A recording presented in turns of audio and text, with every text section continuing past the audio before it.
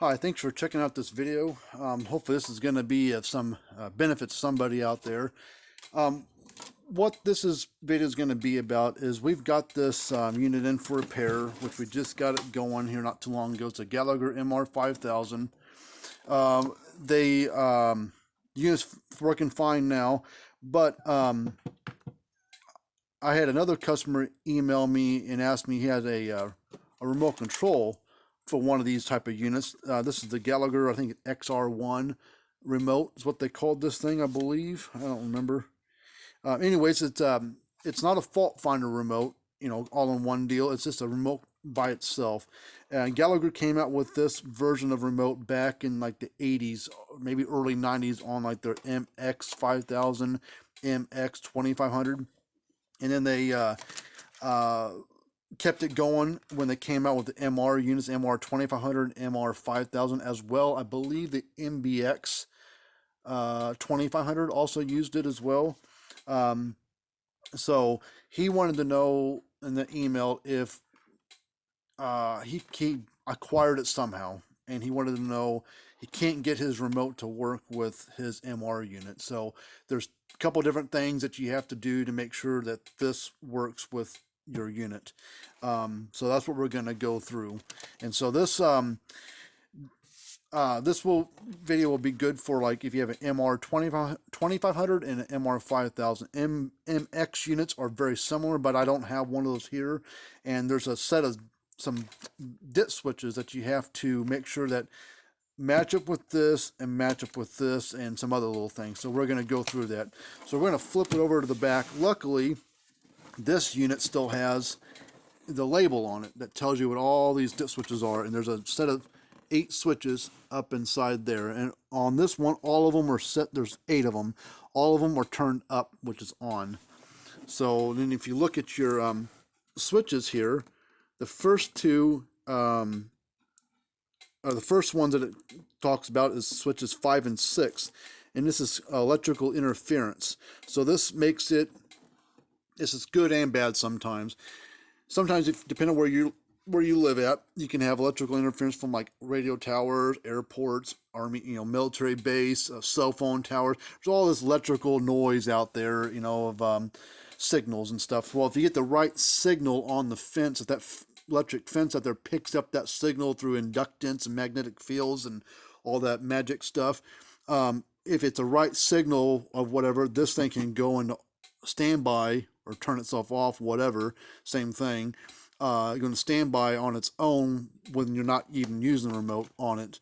So that's the good and bad of that. So it filters out, makes it, there's at least sensitive to the most sensitive, and it looks like the default setting is most sensitive. So it allows it to pick up about anything. So that most sensitive allows you to be almost anywhere on the fence to be able to turn it on and off. But if you've got problems with electrical interference where the thing's turning itself into standby by accident, then you might want to bring it down to, instead of being most sensitives here, least sensitives here, maybe find somewhere in the middle. So, the black is the switch itself. So like 5 and 6 is on for most sensitive. And if you look up inside here, it's hard to see. There's count over 5 white spots there. And switches 5 and 6 are on. So right now it sets to the most sensitive. All right, and then you have remote control codes, which this is like the channel. So the default setting looks like it switches 1 and 2.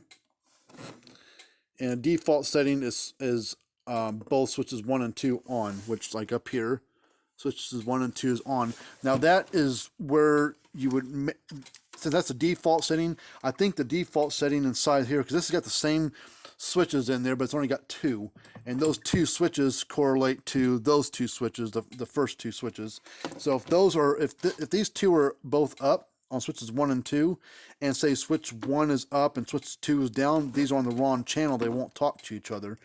So we're going to open this up. I need a freaking Phillips screwdriver. Here it is. And we're going to open it up and make sure that those 2 switches are turned on, or are in the up position. So we're going to be a little bit careful. All right, there's those two switches right there. They're both up and they're both in the on position. So we're gonna pull too hard because you got this little ribbon cable that can be pulled off. They don't make any parts for this thing anymore, so this tester you got to be kind of gentle. They don't hardly ever go bad, but you still got to be careful with it. So that little ribbon cable came unplugged when I pulled on it. So we're just gonna take it, push it back in there, and we'll lay this back down. Put the screws back in it.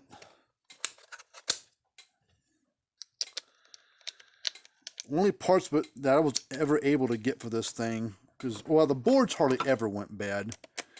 So I never had to order a board, and they never showed up in the parts book because I think they were just uncommon to go bad.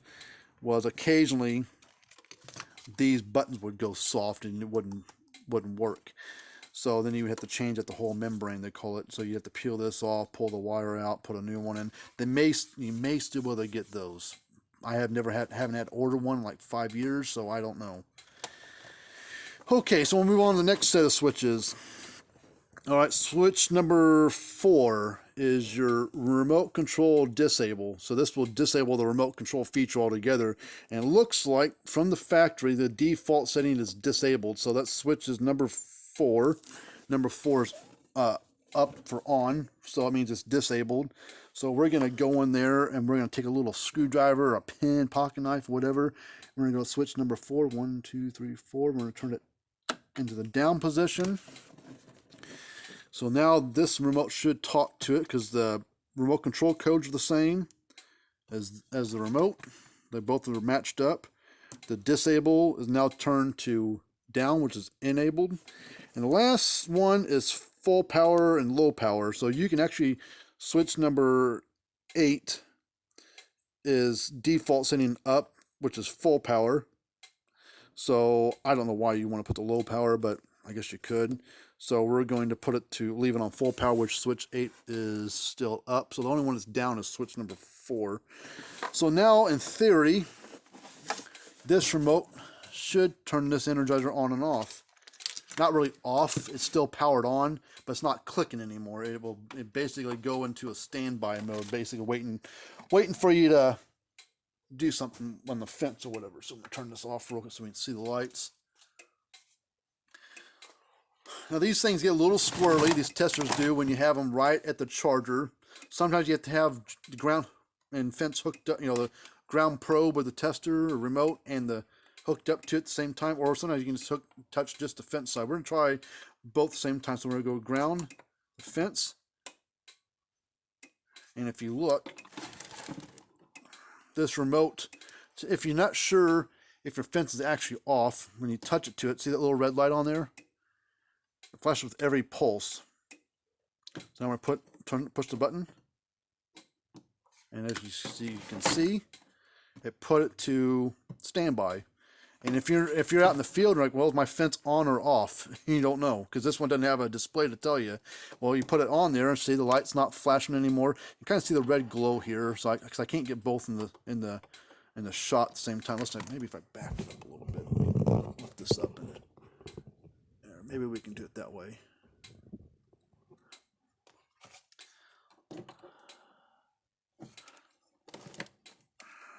I think you can see it. I think we'll be able to see it. Okay, because it's right there. And red light's right there. Okay, so if you're out in the field and you got one of these remotes and you're not sure if it's actually off, well, if the light stops flashing, you know it's off. And you go fix your fence, whatever you're trying to do, or open your gate and close your gate and everything. So now we're going to push the button. And then you see, going right back to flashing. The little red light on here is flashing. Let's see if I'm just kind of curious for myself. We'll see if this remote, if I have to have the ground hooked up to the charger at the same time. Nope, I do not. So it still turned it off, and the ground's just kind of dangling here. So I'm going to put the ground back there, put it back on here. There it goes. Goes the flashing and working. So this remote control does work. So good. I was kind of curious about that. The remote actually still worked or not, and it does. So these are really, if you got one of these little remote controls, I mean, remotes, remote control stuff is really handy, especially when you got a big area and you know that you're trying to fence off, and you don't want it to go back and forth to the wherever the charger's plugged in at or hooked to a battery at or whatever. You can turn it up, unplug the charger, and you gotta go all the way back out. It could be 2 miles away to go back to the fence, fix your little problem, drive all the way back, plug it in, and retest your fence. It's just it's a convenience thing more than anything. You know, you don't have to have those remote controls to be able to use your charger. That R right there is stood for remote, so that's why that R is there. M stood for mains, which is AC plug-in. Gallagher still doesn't make this remote anymore because it only works with up to the MR5000 and MR units and the old MX units back in the 80s and 90s. It worked on all of those, but they don't make them anymore. They came out with the I series now, and those use that remote control fault finder all-in-one deal. Those remotes, this remote won't work with those to turn it off. They're different technology. They don't talk to each other.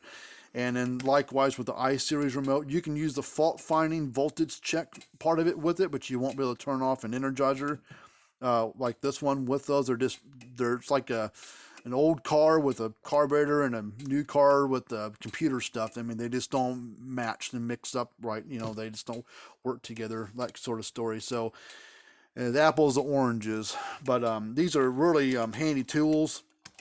So I like them. I'm going to plug the charger real quick. And I'll flip this over to the back. So if you want to get one more quick glance at the switch settings, here you go. And like the switch, there's 8 of them on here.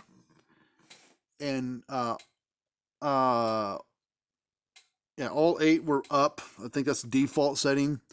But switch, if you have a remote control or it's not working, check the 3 things you want to check. The first thing is to do is make sure switch 4. That switch 4 is set to down, which is enabled.